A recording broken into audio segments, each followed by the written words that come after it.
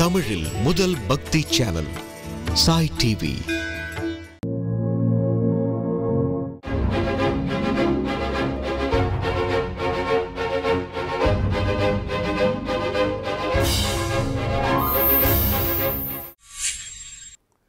தேவக்கோட்டையில்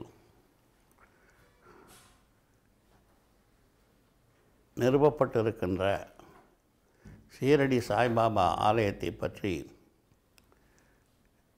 தெரியாதவர்களே இன்றைக்கு நாட்டில் இருக்க முடியாது. அந்த ஆலயம் நிறுவப்பட்டதற்கு முக்கிய ஆலோசகராக இருந்தவர் சுவாமி சுனில்தாஸ் அவர்கள்.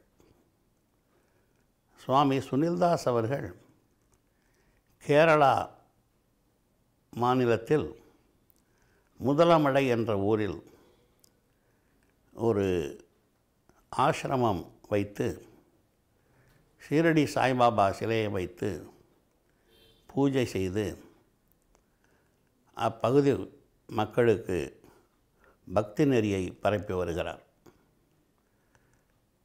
அவர் ஒரு ஷீரடி சாய்பாபா ஆலயம் அருகில் உள்ள ஒரு மலையில் கட்ட வேண்டுமென்ற ஒரு எண்ணத்தை சத்ய சாய்பாபா அவர்களை நேரில் சந்தித்து அவர்களுடைய அனுமதியை பெற்று அவர்களையும் அந்த கால்கோள் விழாவிற்கு அழைத்து மகிழ்ந்தார். ஆனால் சத்ய சாய்பாபா அவர்கள் தனது உடல்நிலை காரணமாக முதலமடை என்ற சிற்றூருக்கு வர இயலாது என்று கூறி அந்த ஆசிரமத்தில் அடிக்கடி செல்லுகின்ற என்னை வரவழைத்து முதலமடை சென்று ஷீரடி சாய்பாபா ஆலயத்திற்கு அடிக்கல் நாட்டும்படி எனக்கு ஒரு ஆணையிட்டார். நான் ஆந்திர மாநிலத்தில் தலைமை நீதிபதியாக இருந்த பொழுது சத்ய சாய்பாபாவை அடிக்கடி அவருடைய ஆசிரமத்திற்கு சென்று அவர்களை பார்ப்பதுண்டு, தரிசிப்பதுண்டு. அதே போன்று அவர்கள் தமிழ்நாட்டிற்கு வரும்பொழுதும் நான் சந்திக்க தவறுவதில்லை. அவர்கள் கூறியபடி நானும் என் மனைவியும் டெல்லியில் இருந்து கோயம்புத்தூர் வந்து அங்கிருந்து முதலமடை என்ற ஊருக்கு சென்று அங்கு விழாவில் பங்கேற்று அன்றைக்கு அந்த ஆலயத்திற்கு அடிக்கல் நாட்டுகின்ற ஒரு பெரும் பேறு எனக்கு கிடைத்தது. அந்த இடத்தில் இன்றைக்கு ஷீரடி சாய்பாபா ஆலயம் மற்றும் ஒரு ஆசிரமம் மிகச்சிறப்பாக கட்டப்பட்டு இருக்கின்றது. கேரளாவிலே வாழ்கின்ற ஒரு நண்பர் ஒரு 30 ஏக்கர் நிலத்தையும் அதை சுற்றியுள்ள தோட்டத்தையும் இந்த ஆசிரமத்திற்கு அன்பளிப்பாக அவர் வழங்கினார். அந்த இடத்தில்தான் இன்றைக்கு ஷீரடி சாய்பாபா ஆலயம் நான் அடிக்கல் நாட்டிய இடத்தில் நிறுவப்பட்டிருக்கின்றது. ஒரு ஆசிரமமும் நிறுவப்பட்டிருக்கின்றது. அன்றைய விழா முடிந்த பிறகு சுனில்தாஸ் சுவாமிகள் அவர்களுடைய பூஜை அறைக்கு என்னையும் என் மனைவியும் அழைத்து சென்று அங்கு எங்களை பாபாவை தரிசிக்க செய்து ஒரு 2 அடி உயரமுள்ள ஒரு பளிங்கு சிலை ஷீரடி சாய்பாபாவின் சிலையை எங்களுக்கு அவர்கள் வழங்கினார்கள். வழங்கிய பிறகு அவர் சொன்னார், இதை எடுத்துக்கொண்டு உங்கள் ஊரில் பூஜை அறையில் வையுங்கள். இதில் உங்களுக்கு நன்மை கிடைக்கும். அத்துடன் அந்த சிலையிலிருந்து தினமும் விபூதி வரும் என்று சொன்னார்.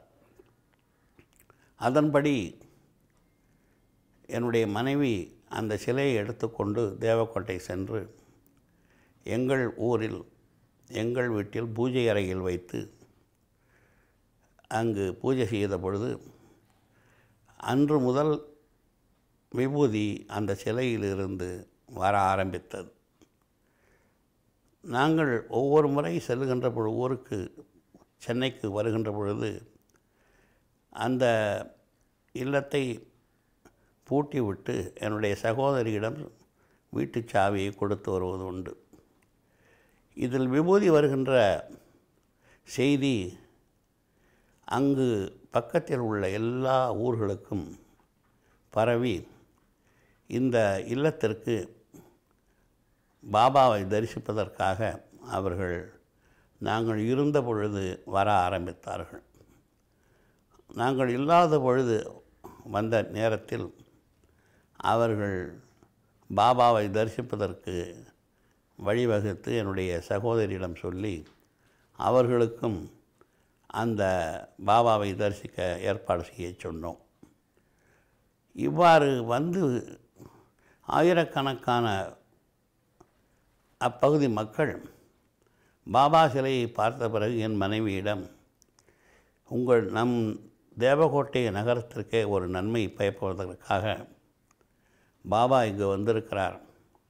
ஆகையினாலே நீங்கள் ஒரு ஆலயம் இந்த ஊரில் எழுப்ப வேண்டும் என்று சொல்லி என் மனைவி அதன்படி என்னிடம் அந்த வேண்டுகோளை சொன்னதன் பேரில் அங்கு பாபா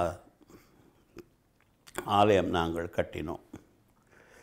இந்த சிலை ராஜஸ்தான் மாநிலம் மக்ரானா என்ற இடத்தில் வாங்கப்பட்டது.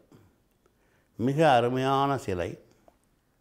6.5 டன் எடை உள்ள அந்த சிலை உடனே விலைக்கு வாங்கி சீரடி வழியாக அங்கும் பூஜை செய்து 11 நாட் கழித்து தேவகோட்டைக்கு வந்து அங்கு 2 ஆண்டுகள் ஒரு சிறிய கொட்டகையில் சிலையை வைத்து பூஜை நடத்தப்பட்டு அதன் பிறகு கட்டிடம் கட்டி முடித்த பிறகு முழுமையான ஒரு உருவம் பெற்ற பிறகு அந்த சிலை அந்த இடத்திலிருந்து ஆலயத்திற்கு மாற்றப்பட்டது.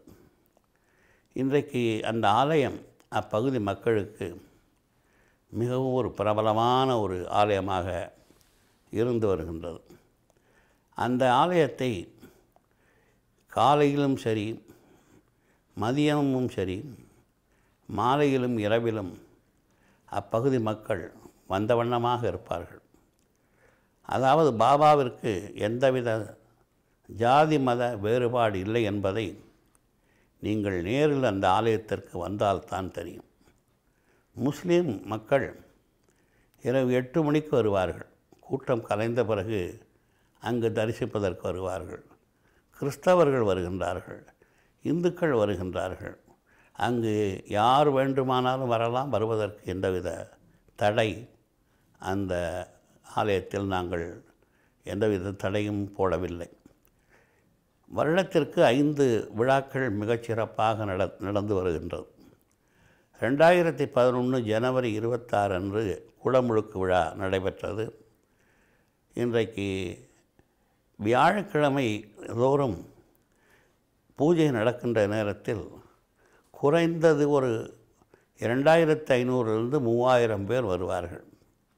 அவ்வளவு பேருக்கும் பிரசாதம், கோவில் பிரசாதம் வைத்து போற்றி சொல்லி அங்கு தீப ஆராதனை ஒரு மணி நேரம் நடைபெற்று அதன் பிறகு அனைவருக்கும் பிரசாதம் வழங்கி அவர்கள் செல்வார்கள், மனநிறைவுடன் செல்வார்கள். இப்பொழுது சென்ற ஆண்டு எங்களுடைய குடும்ப ட்ரஸ்டிலிருந்து ஒரு தங்க தேர் ஒன்றை செய்திருக்கிறோம். அதில் வியாழக்கிழமை தோறும் அந்த சிலை திறந்து வைக்க, அந்த தேர், கொட்டகையில் இருக்கின்ற தேர் திறந்து வைக்கப்படும். மக்கள் அதனை தரிசனம் செய்கின்றார்கள். இது தவிர ஒரு மாதத்தில் குறைந்தது ஒரு 20 நாளாவது அந்த தேர் உலா வரும். அதற்கு ஒரு கட்டணத்தை நிறுவியிருக்கின்றோம். அதை கட்டினால் அந்த ஆலயத்திற்குள் அந்த தங்கத்தேர் ஊர்வலம் வரும்.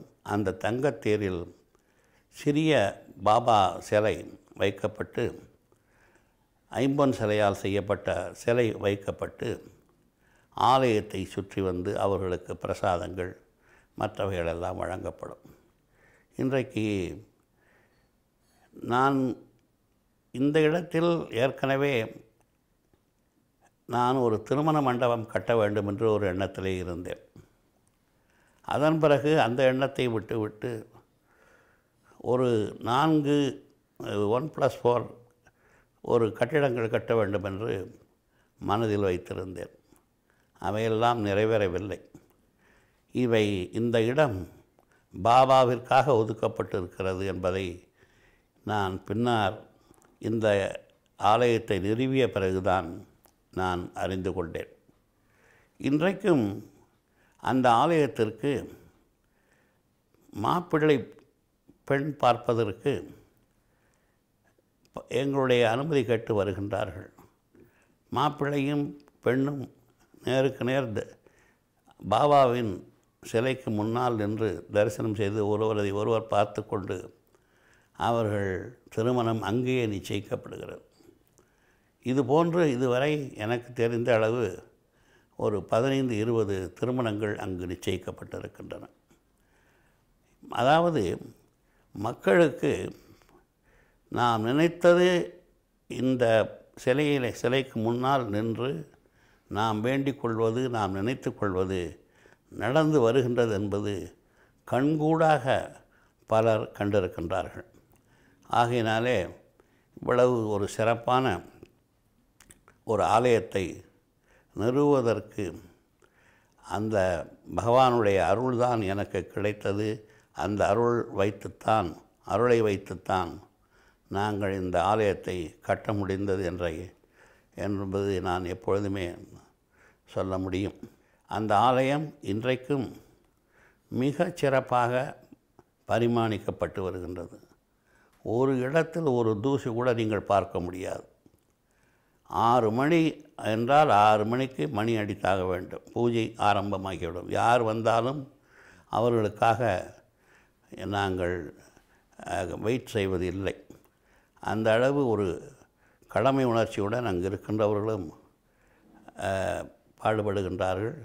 அனைவரும் வேலைக்காரர்களும் அங்கு நல்ல எண்ணத்துடன் அங்கு வேலை செய்கின்றார்கள்.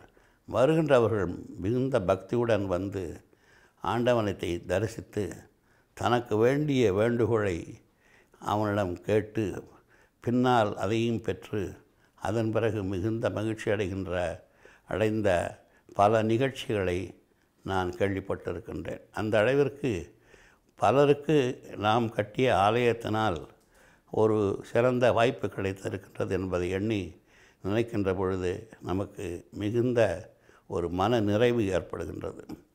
இன்றைக்கு இந்த ஆலயம் எவ்வாறு நிறுவப்பட்டது என்பதற்கு இந்த விவரங்களை தெளிவாக சொல்வதற்கு எனக்கு வாய்ப்பளித்த சாய் டிவி நிறுவனத்தினர் அனைவருக்கும் நாங்கள் என்னுடைய குடும்பத்தின் சார்பிலே நன்றி அறிதலை தெரிவித்துக் கொள்கின்றோம். வணக்கம். ஜெய் சாய்ராம். சாய் டிவி பக்தர்களுக்கும் நேயர்களுக்கும் சாய்நாதனின் ஆசிகள், எனது வணக்கங்கள். சாய்நாதனோடு எனது தொடர்பு எப்போது ஏற்பட்டது என்று சிந்தித்து பார்க்கிறேன். நான் நெல்லையிலே 58ஆம் ஆண்டு வரை படித்து வந்தேன். எனது பட்டப்படிப்பு முடிவதற்கு முன்னாலே எனக்கு அடிக்கடி அசிடிட்டின்னு சொல்லக்கூடிய வயிற்று வலி ஆல்மோஸ்ட் டெய்லி வந்து கொண்டிருந்தது. அது வரும்பொழுதெல்லாம் சோடா குடிப்பேன், அல்லது ஏதோ வாயிலே இருக்க வேண்டும் என்பதற்காக பிஸ்கட் போட்டு அப்படியே வைத்திருக்க வேண்டும் என்று சொல்வார்கள். இருந்தாலும் கூட வயிற்று வலி வரும்போது மிக அதிகமாக துடிப்பேன். சாதாரணமாக சொல்வார்கள், வயிற்று வலியும் தலைவலியும் தனக்கு வந்தால்தான் தெரியும் என்று சொல்வார்கள். அந்த அளவிலே மிகவும் மிகவும் கஷ்டப்பட்டேன். பின்பு 58ஆம் ஆண்டுக்கு அப்புறம் 58 ஜூலை மாதம் நான் சென்னை சட்டக்கல்லூரியிலே சட்டம் படிப்பதற்காக சேர்ந்தேன். அப்படி இருக்கிற காலத்திலே எனக்கு ஒரு சாய் பக்தனுடைய பரிச்சயம் ஏற்பட்டது. அவரிடம் என்னுடைய குறையை சொன்னேன். அவர் சொன்னார், நீங்கள் கவலைப்பட வேண்டாம், ஒரு வியாழக்கிழமை என்னோடு மயிலாப்பூரில் உள்ள சாய்நாதன் கோயிலுக்கு வாருங்கள் என்று சொன்னார். நான் வியாழக்கிழமை அவர் சொல்லியது போல் அங்கே சென்றேன். அங்கே சென்ற உடனே அங்கே தீர்த்தம் கொடுத்தாங்க. சாயந்தரம் வணக்கம் தீர்த்தம் குடித்த பின்பு அவன் அந்த கூட வந்த அந்த பக்தர் சொன்னார், ஒரு பாட்டில் தீர்த்தம் வாங்கிக்கிடுங்க அப்படின்னு சொன்னார். அந்த தீர்த்தம் வாங்கிட்டு வீட்டுக்கு வந்துட்டேன். அவர் சொன்னார், நீங்கள் வந்து 40 நாள் தொடர்ந்து தினசரி சாயங்காலம் சாய்நாதனை வணங்கி விட்டு இந்த தீர்த்தத்தை சாப்பிட்டு வாருங்கள். தீர்த்தம் காணவில்லை என்றால் திரும்ப ஒவ்வொரு வியாழக்கிழமை வந்து பார்த்துட்டு வாங்கிட்டு கேட்டார். அதுமாரி 40 நாட்கள் தொடர்ந்து சாய்நாதனுடைய தீர்த்தத்தை நான் பருகி வந்தேன். அதன் பின்னாலே, அதாவது ஏறத்தாழ 59, 60 நினைக்கின்றேன், அதற்கு பின்னாலே இன்று வரை எனக்கு அந்த வயிற்று வலி வரவே இல்லை. இது சாய்நாதன் அருள் என்று சொல்வதை விட வேறு என்ன சொல்ல முடியும்? ஏனென்றால் எத்தனையோ மருத்துவர்களை பார்த்திருக்கிறேன், எத்தனையோ மருத்துவர்கள் சொல்லியிருக்கிறார்கள். அதற்கு மருத்துவம் கொடுத்தாலும் கூட இந்த தீர்த்தம் என்னை நோயை போக்கிவிட மட்டுமல்லாமல் எனக்கு நிரந்தரமான நிம்மதியான வாழ்வு தந்தது என்று சொன்னால் அது மிகையாகாது. அது தொடக்கம். அதற்கு பின்னாலே பல பல அற்புதங்கள் என்னுடைய சொந்த வாழ்க்கையிலேயே நிகழ்ந்திருக்கின்றன. அடுத்த அற்புதம், எனது மூத்த மகள் கோடை விடுமுறை என்று எனது நண்பர் கோபாலகிருஷ்ணன் அவர்கள் திருச்சி மற்றும் பல கோவில்களுக்கு செல்ல வேண்டும் என்று அவளை கூட்டுக்கொண்டு சென்றார்கள். அது அம்பாசிடர் காரில் செல்கின்ற பொழுது அவள் ஃப்ரண்ட் சீட்டில் உட்காந்துருக்கா, கூட என் நண்பர் உட்காந்துருக்கிறாரு. அது ஃப்ரெண்டில் போகும்போது நேச்சுரலாக டைரக்ட் சன் வந்து ஃப்ரண்ட்டு மூலமாக அவன் மேலே பட்டுட்டு இருக்குது. அங்கே தஞ்சாவூர் போகிற உள்ள ஒரே பொட்டல் காடு மாதிரி 2 பக்கம் வெட்ட வெளி. அந்த சூட்டில் போய்கிட்டுருக்குறாங்க. கிட்டத்தட்ட இது மாதிரி ஒரு ஏப்ரல் மே மாதத்தில் போயிட்டு இருக்கும்போது திடீர்னு அவன் மயங்கிடுறான். மயங்கிட்டால் என்ன, தண்ணி ஒன்று கேட்டுட்ருக்கா. என்ன, அதாவது காரில் எல்லாத்தையும் பிரித்து பார்த்தா, டிக்கில் பார்த்தாச்சு, எல்லாத்தையும் பார்த்தாச்சு, எல்லா பாட்டிலு கொண்டு போன குடம் எல்லாத்துலேயும் தண்ணி இல்லை, எதுவுமே தண்ணி இல்லை. சுற்றி பார்த்தா ஒரே பொட்டல் காடில் யாரை பார்க்குறது என்ன பார்க்குறது ஒன்றும் புரியல. அப்புறம் என் நண்பர் யோசிச்சுட்டு இப்படியே கொஞ்சம் வெளியே வந்து பார்த்துட்டு இருக்கும்போது திடீர்னு அங்கே ஒரு பொம்பளை வரா. வந்த உடனே கையில் ஒரு செம்பில், அதுவும் காப்பர் செம்பில் வந்து தண்ணி எடுத்து வரா. வந்த உடனே என்ன சார் என்ன வேணும்னு கேட்குறாரு. இல்லைம்மா இந்த மாதிரி குழந்தை பயங்கிருச்சு, தண்ணி வேணும் அப்படிங்கிறாங்க. இவ்வளோ தானே சொல்லிவிட்டு நேராக வந்து தண்ணி கொடுத்து மூஞ்சில் தண்ணி தெளித்து தண்ணி ஃபுல்லாக குடித்து இவர் சரியாக விழித்து சரியானதுக்கப்புறம் வந்து குடத்தை வாங்கிட்டு போனான். திரும்பி பார்த்தா அந்த பொம்பளையை காணும். இது வந்து ஒரு அற்புதமாக நான் கருதுகிறேன். ஏனென்றால் என்னுடைய மகளை காப்பாற்ற வேண்டும் என்பதற்காக தண்ணீரில் கஷ்டப்பட்டு மயங்கி எழுதியிருக்காள். ஏன்னா அங்கேருந்து தஞ்சாவூர் போகிறதுக்கு இன்னும் 1 hour ஆகும். ஒரே பொட்டல் காடு போகிற வழியில் இப்போது நிறைய இடங்கள் வந்திருக்க வழி, அப்போல்லாம் ஒரே இடம்தான். ஆக இது வந்து 2வது நிகழ்வாக என்னுடைய மகள் காப்பாற்றப்பட்டாள் என்று சொன்னால் அது மிகையாகாது. அடுத்து வந்து மேற்கு மாம்பலத்திலே ஒரு பாட்டியம்மா இருந்தாங்க. அவங்க வந்து எப்படின்னா சாய்பாபாவோட டைரெக்டாக பேசுவாங்க. அவங்க வீட்டில் வந்து ஒரு கல் மாதிரி இருக்கும் அந்த செங்கல் கூடம். அதில் வந்து ஒவ்வொரு வியாழக்கிழமையும் ஆட்டோமேட்டிக்காக சாய்பாபா பாதத்து மாதிரி கம்ப்ளீட்டாக விபூதி இருக்கும். ஒரு வியாழக்கிழமை விபூதி போச்சுன்னா அது அடுத்த வியாழக்கிழமை ஃபுல்லாக அதே மாதிரி வந்துடும். அதை வச்சு எல்லாத்துக்கும் விபூதி கொடுப்பாங்க. நேரடியாக பேசுவாங்க, பாபாட்ட பேசி என்ன வேண்டும், அந்த அளவுக்கு அவங்களுக்கு அந்த மகிமை இருந்தது. அப்போ என்ன ஆச்சுன்னா, என்னுடைய ஜூனியர் அவர் வந்து முஸ்லீமாக கல்யாணம் பண்ணார். கல்யாணம் பண்ணால் அந்த பொண்ணு வந்து ப்ரெக்னென்ட் ஆச்சு. ப்ரெக்னென்ட் ஆனவுடனே ஏதோ ஒரு காரணத்துக்காக எனக்கு ப்ரெக்னென்சி வேணான்னு சொல்லிவிட்டு அதை அபார்ஷன் பண்ணணும் அப்படின்னு சொல்லிட்டு என்ன பண்ணிட்டாங்கன்னா டைரெக்டாக டாக்டரை போகாமல் ஒரு குவாக் டாக்டர் எடுத்து போயிருக்காங்க. இந்த குவாக் டாக்டர்ஸ் மருந்து கொடுத்த உடனே என்னாச்சு, அபார்ஷன் ஆயிடுச்சு. ஆனால் ஒரே ஒரு துண்டு வயிற்றில் நின்று போச்சு, கருப்பை பக்கத்தில் நின்று போச்சு. என்ன பண்ணுன்னு தெரியல. உடனே நம்ம கோஷா ஹாஸ்பிட்டலில் சேர்த்தாங்க. அப்போது அந்த அம்மா அந்த பொண்ணுடைய அம்மா அவளும் முஸ்லீம், அவளும் கூடவே இருக்கிறாள். பார்த்தா அங்கே என்ன பார்த்தாங்க, அதாவது என்னென்னா ஃபீவர் ஜாஸ்தியாக இருக்குது. ஃபீவர் குறைஞ்சா தான் ஆப்ரேட் பண்ண முடியும், ஃபீவர் குறைஞ்சா ஆப்ரேட் பண்ண முடியாது அப்படின்னு டாக்டர் டீட்டெயிலாக சொல்லிவிட்டு இந்த ரெட்டு லிஸ்ட்டு சொல்லுவாங்க, அந்த ரெட் இதை வந்து பேடை போட்டாங்க அந்த நோயாளியினுடைய கட்டில் முன்னால். அப்போ என் ஃப்ரெண்ட் ஜூனியர் ஓடி வரான். இப்படி ஆகிப்போச்சு, என்ன பண்ண தெரியலையே, என் பொண்ணாடி போயிடுவா போலக்கேன்னு ஒவ்வொன்றும் அழறான். அப்போ நான் சொன்னேன், அப்போ எனக்கு வந்து ஒன்றும் பண்ண முடியாது, இதுமாதிரி மாம்பழத்தில் ஒரு அம்மா இருக்காங்க, அவங்க பாபாவை டைரெக்டாக பேசுகிறாங்க, நீ அவங்கள போய் பாரு அப்படின்னா. உடனே சரின்ட்டு இவன் மாம்பழத்தை போய் அந்த அம்மாவை பார்க்குறான். பார்த்த உடனே சொல்லி அழறோடனே அவங்க சொல்லாங்க, சரிம்மா நீ ஒன்றும் செய்ய வேணாம், நான் ஒரு விபூதி தரேன், இந்த விபூதி கொண்டு போய் அவளுக்கு தலைக்கு நெத்தியில் பூசிட்டு தலைமாட்டில் வச்சுட்டு பண்ண சரியாக போயிடும் அப்படின்னுருக்கான். இவன் அங்கேருந்து வாங்கிட்டு வரான், 5 மணிக்கு வரான். வந்தால் இவன் நெத்தியில் வைக்கிறது பயப்படுறான். ஏன்னா அவங்க முஸ்லீம், அவன் அம்மா கூடவே இருக்கிறான். எப்படி வைக்கிறது, வச்சா தானே க்யூர் ஆகும்னு திணறி திக்கெடுத்தானே கஷ்டப்பட்டுருக்கான். திடீர்னு 6 மணிக்கு அந்த அம்மா மாமியா, அந்த இவனுடைய மாமியா அந்த பொண்ணுடைய அம்மா வந்து நான் வீட்டுக்கு போயிட்டு வரேன் அப்படின்ட்டு புறட்டு போகிறான். போகணுன்னா டக்குன்னு நேரமாக எடுத்து திருநீரை பூசிட்டு அதை அந்த திருநீரை வந்து தலைநீக்கில் வச்சுட்டு அப்படியே இருந்தான். வித்தின் 10 மினிட்ஸு, நீங்கள் நம்பினாலும் நம்பினாலும் சரி, அந்த துண்டு வந்து ஆட்டோமேட்டிக்காக வெளியே வந்துடுச்சு, ஃபீவர் குறைஞ்சி போச்சு. டாக்டர்ஸ் வந்து கேட்குறான், எப்படி நாங்கள் ஆப்ரேட் பண்ணாமல் வரவே முடியாது, அப்படி எக்கச்சக்கமான பொசிஷன் அந்த துண்டு எப்படி வந்துன்னு கேட்டாங்க. அது வந்து அது மூலம் வந்து அன்றைக்கி அந்த வந்து காப்பாற்றப்பட்டாள். அதனால் அந்த பாபாவோடைய அருளுனால், அந்த அம்மா சொன்ன அருளுனால் வந்து இது மாதிரி நடந்திருக்குது. அதேபோல் இன்னொரு ஜூனியர் வந்து கல்யாணம் ஆகி 15 வருஷம் ஆச்சு, குழந்தை பிறக்கலை. அது அம்மா ரொம்ப வருத்தம். அப்போ நான் சொன்னேன், இல்லைம்மா நீ அந்த அம்மா போய் பார்த்துட்டு வா, அவங்க உங்களுக்கு ஆசீர்வாதம் கொடுப்பாங்க. நாங்கள் இவங்க போய் அந்த அம்மா பார்த்த உடனே அந்த அம்மா வந்து ஒரு மாம்பழம் கொடுத்தாங்க. மாம்பழம் கொடுத்து பாபா நினச்சிட்டு மாம்பழம் சாப்பிட்ருக்கம்மா, எல்லாம் குழந்தை பிறந்துட்டாங்க. அதே மாதிரி within 1 month she got pregnant and 10th month அழகான குழந்தை, பெண் குழந்தை பிறந்தது. இன்றைக்கு அந்த பெண் குழந்தை கல்யாணம் ஆகி அந்த பெண் குழந்தை குழந்தை இருக்குது. இந்த அளவுக்கு வந்து பாபாவுடைய அற்புதங்கள் பல எவ்வளவோ சொல்ல முடியும். ஒன்று சொல்லி நான் முடிக்கிறேன். அதாவது நான் வந்து அரசு வழக்கறிஞராக, கூடுதல் அரசு வழக்கறிஞராக பணியாற்றப்பட்டேன் ஹைகோர்ட்டில். அடிஷனல் கவர்மெண்ட் பட்டேன். எப்படின்னா உங்களுக்கு வந்து என்னுடைய கேஸ் வந்து ஹைகோர்ட்டில் ஃபஸ்ட் பெஞ்சில் வருது. ஃபஸ்ட் பெஞ்சில் முதல் கேஸ் 1045 நான் இருக்கணும்.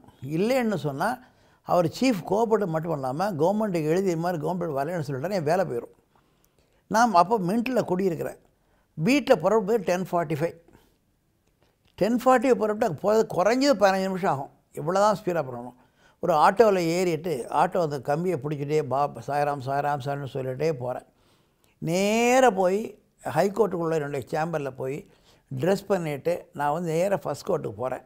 ஃபஸ்ட் கோர்ட்டுக்கு போனால் சாதாரணமாக மென்ஷனிங் எப்படின்னா 10:40 இந்த கேஸ் அட்ஜாம் பண்ணுங்கள், அந்த கேஸ் அட்ஜாம் பண்ணுங்கன்னு கேட்பாங்க. 2 நிமிஷத்தில் முடிஞ்சு போகும். நான் போய் ஃபஸ்ட் கோர்ட்டில் உட்கார வரைக்கும் கோவிந்த் சாமிநாதன் இறந்து போன சீனியர் அட்வொகேட்டு பேசிகிட்டு இருக்கார், அட்ஜமெண்ட்டு கேட்டிருக்காரு சீஃப்கிட்ட. 15 நிமிஷம் போயிட்டுருக்கு அந்த பேச்சு. வாழ்க்கையில் இது மாதிரி 15 நிமிஷம் மென்ஷன் பண்ணாத சுப்ரீம் கோர்ட்டோட அது ஒரு வரலாறு கிடையாது. நான் போய் என்ட்ரு பண்ணி உட்கார்றேன், அவர் முடிக்கிறாரு, என்னுடைய கேஸை கூப்பிடுறாங்க. அப்போது எந்த அளவுக்கு அதாவது நம்பினார் கெடுவதில்லைன்னு சொல்லுவாங்க. ஒய் ஃபியர் வென் எம் ஹியர்னு பாபா சொல்கிறார். அதுமாதிரி நம்பினார் கெடுவதில்லைன்னு நடராஜில் சொல்கிறாங்க. இதுபோல் பல்வேறு நிகழ்வுகளில் வந்து பாபாவுடைய அற்புதத்தை நம்ம பார்க்குறோம். அவர் சொன்ன மாதிரி பாபாவை நம்பி பாபா கோவிலுக்கு போய் நீங்கள் கும்பிட்டு வரணும். முக்கியமாக வியாழக்கிழமை போய் அந்த தரிசனம் பண்ணிட்டு வந்தீங்கன்னா பாபா வந்து எப்போதும் கூடவே இருப்பார், எந்த சந்தேகமே இல்லை. உண்மையிலேயே நமக்கு வேண்டியதெல்லாம் பணம் வேண்டியதில்லை. பணத்துக்கு மதிப்பே இல்லை. இப்போ உங்களுக்கு தெரியும், பணத்தை விட மனிதனுக்கு வேண்டியது மன அமைதி, இன்னொன்று வந்து உடல் நலம். இந்த உடல் நலமும் மன அமைதியும் வேணும்னு சொன்னால் பாபா கோவிலுக்கு போய் பக்கத்தில் துவாரகமாய் இருக்குது. பாபா உட்கார்ந்த இடத்துல அங்கே போய் வேண்டக்கூடாதுன்னு சொல்லுவாங்க. துவாரகமாயில் அவர் ரிலாக்ஸாக இருப்பார். அங்கே துவனி இருக்குது. அந்த துவனியில் போய் அங்கே வேண்டிக்கிட்டு அந்த துவாரகமாயில் உட்காந்து நம்ம நமஸ்காரம் பண்ணி என்ன வேணும்னு கேட்டு வந்தீங்கன்னா நிச்சயமாக நம்ம கேட்டது நிச்சயமாக பாபா அருள்வார் என்பதில் பல்வேறு மனிதர்களுடைய அனுபவங்கள், பல்வேறு கதைகள், பல்வேறு நிலைகள் நீங்கள் பார்த்துருக்கலாம். இது இங்கே மட்டும் இல்லை. இங்கே சாய்பாபா கோயில், மயிலாப்பூர் கோயில் இருக்குது. அதுபோல் பல்வேறு இடத்துல கோயில் இருக்குது. அதே மாதிரி பெங்களூர்லாம் இருக்கும்போது கூட பெங்களூரில் முக்கியமாக அங்கே சேஷாத்திரின்னு ஒரு இங்கிலீஷ் பேப்பரோட எடிட்டர், அவர் பெங்களூரில் பெரிய கோயில் அமைத்து நடத்திட்டு இருக்கார். அங்கே சொல்ல பல்வேறு அற்புதங்கள் அங்கே நடக்கிறத அதை பார்த்துட்ருக்கோம். அதனால தான் இன்றைக்கி பார்த்திங்கன்னா ஷீரடிலையும் மற்ற இடத்துலையும் வியாழக்கிழமைக்கு அவ்வளோ கூட்டம் போகிறாங்க. கூட்டம் போகிறதுக்கு காரணம் என்ன? நான் கேட்டது கிடைக்கணும் மாதிரி, நான் கேட்டதும் கொடுப்பவனை கண்ணன்னு சொல்ல மாதிரி அவர் அந்த அளவு இருக்கிறாரு. அது மட்டும் இல்லை, பாபாங்கிறது யாருன்னா அவதாரம்னு எப்படி சொல்ல வரேன்னா, அதிலே சிவராமகிருஷ்ண மாருத்தியாதே நமகன்னு ஒரு ஸ்லோகம் வரும். அதாவது திருநீன்ற ஊர்னு கரூர் பக்கத்தில் ஒரு ஊர். அங்கே பாபா இருந்தார். சண்முக பாபான்னு பேர் அவர். அவர் என்ன பண்ணுவார்னா, அந்த படத்துலையே முருகன் படத்துலையே பாபா வரவழைச்சு காமிப்பார். அதுமாதிரி பாபா படத்தில் முருகன் வரவழைச்சு காமிப்பார். அவர் என்ன பண்ணார்னா, யாராவது உடம்பு சரியில்லைன்னு சொன்னால் அவருடைய காலையோ உடம்பு எதிர்த்து அந்த கூட அப்படியே உறிஞ்சி எடுத்துகிட்டு அந்த வியாதியை பார்த்துட்டு இருந்தார். இதுமாதிரி பல்வேறு அற்புதங்கள் செய்யக்கூடிய பாபா பக்தர்கள், பாபாவுடைய வரலாறுகள் எவ்வளோ இருக்குது. அதனால் பாபாவை நம்பி, பாபா நீதான்ப்பா எனக்கு செய்யணும் அப்படின்னு முழு நம்பிக்கையோடு, சரண்டர் தியரின்னு சொல்கிறாங்க இல்லையா இதில் மகாபாரதத்தில், அதுபோல் சரண்டர் தியரியை வச்சு முழுசாக நம்பினா நிச்சயமாக கேட்டது கிடைக்கும், வேண்டியது கிடைக்கும், உங்கள் மனசனுடைய ஆசைகளை தான் நிறைவேறும்.